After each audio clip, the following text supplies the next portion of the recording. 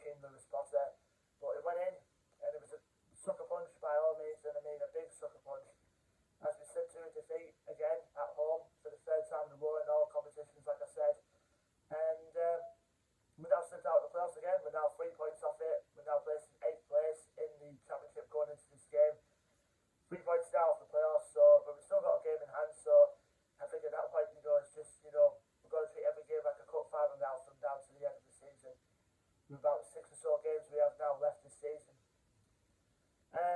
Now after this game on the injury front, Martin Piero is definitely close to making a comeback, but to full training.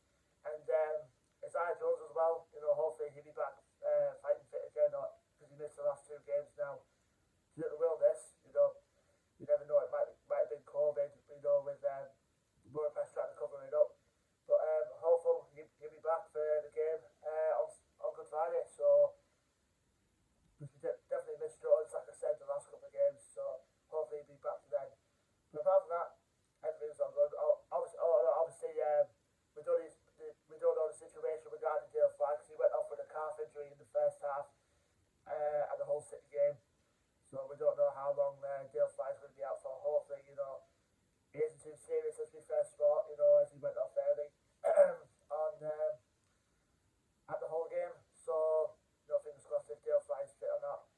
Then we'll go to our opponents, Bournemouth, who are currently flying in the league. They're currently second in the championship going into this game. Scott Parker's side have been doing very well recently.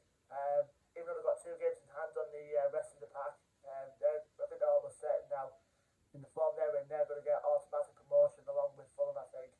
Unless, with a 10-point gap between them and Forest, who are currently trying to challenge to get to that, sneak into that automatic promotion spot.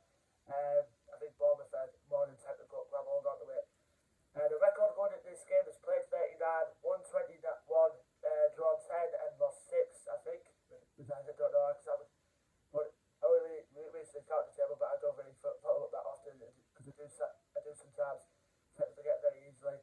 Last game out for them was a goalless draw away at Sheffield United last time out.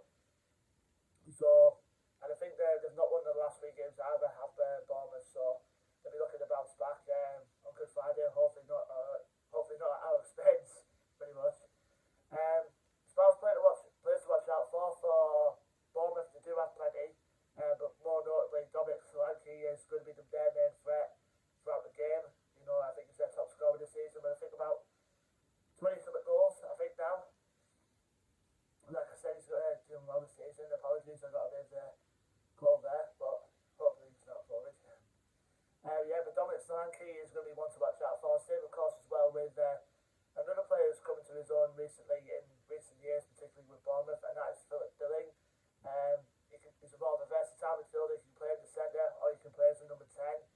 And he's doing well. He had a good couple of assists, a couple of goals, and the same as well, because I like to play 2 out wide as well, with Ryan Christie, the former Celtic player, on one of the sides. And one of their January signings from Peterborough United, Sumiki Dembele as well. He's been doing well for them the last couple of games. Lewis Cook and Jefferson Lamb are obviously going to be in the heart of their midfield. So they're going to be rocking the back. Also, Nat Phillips on loan from Liverpool in the heart of the defence, along with Roy Kelly. Jordan Samura, who have heard a lot of good reviews from the Bournemouth side of things, from the perspective. He's a very good, full-fledged left back. And they've got some good options off the bench as well, with Tom Cadwell on loan from Norwich, who we all know about. Jamal Lowe as well can cause a threat in attack. So they're a good side, Bournemouth. I think they're going to be, after the missing out promotion last season for the playoffs, they're looking to bounce back automatically. And like I said, Scott Parker is doing a hell of a job to get them back up there. So fair play to them. Now, last time we played Bournemouth was back at home at the Riverside earlier on. I think it was around January time, or December time, one of the two. We beat them about a goal to nil at the Riverside, courtesy of an Andras Spara penalty. And it's a fair play, to when we play about the vitality, because I think, in the last 4 times we went to Bournemouth in all competitions, Bournemouth absolutely battered us in both league and cup. So it's fair to say, we're going to be in for a rough Good Friday, that's for sure. But hopefully, with over 1,500 strong Boro fans making the long journey over to the south coast, hopefully,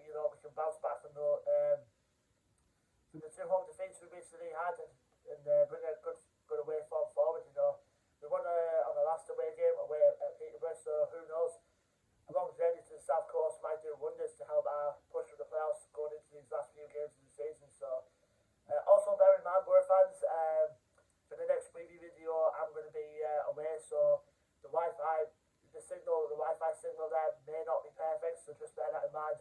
If the quality on the next preview video might not be great, but it is what it is, Boro fans, so just let you know, give you a heads up on that. So until then, leave me your thoughts and predictions for this coming game in the comments below. Don't forget to like, share, and subscribe. Our social media link will be in the description below. And until then, I've been Joe from Boro Fan TV.